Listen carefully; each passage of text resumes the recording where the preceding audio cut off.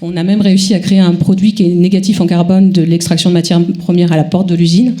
À ce jour, on ne sait pas le faire sur les autres phases, mais en tout cas, on en est déjà là, en tout cas grâce à de très gros concentrés de carbone dans la sous-couche. Donc on s'inspire vraiment de ce que fait la nature. Et en même temps, on est en train de réfléchir à un concept pour que nos usines fonctionnent de la même manière qu'un écosystème ultra performant.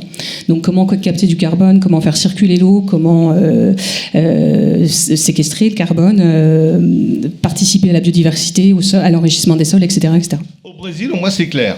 Il y a GAG Protocol, il y a Climat Paraná, il y a l'État du Paraná, une initiative que je trouve extrêmement pertinente. Il dit, voilà, les entreprises qui souhaitent s'améliorer, on va leur donner un label bronze. Ils s'améliorent, on leur donne le label argent. Ils s'améliorent encore, on leur donne un label or. Et là, tous les consommateurs peuvent aller voir, tiens, cette entreprise-là, elle commence à faire ses démarches au niveau environnemental. Et là, ça a du sens. Et puis à partir de là, donc c'est pour ça qu'on travaille dans ce concept. Et sincèrement, la méthode GAG Protocol sur la captation de CO2 sur les programmes d'afforestation et même de forêt, pour moi, aujourd'hui, c'est vraiment quelque chose d'extrêmement lisible parce que c'est lié au sol et à la captation du CO2 par rapport à la productivité de nos arbres. Et donc ces engagements vers le net zéro, ça booste le marché volontaire.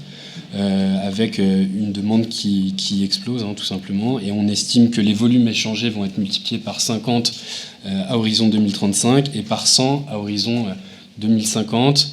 Et donc en valeur, alors il y a différentes études de différents organismes, il y a l'AIE, il y a McKinsey, il y a différents organismes qui font des scénarios, mais on estime que le marché représentera à peu près 100 milliards de dollars par an à horizon 2050. Il y a à la fois un effet de volume, la demande augmente très fortement, mais il y a aussi un effet de prix, et les prix augmentent très fortement. Et je finis.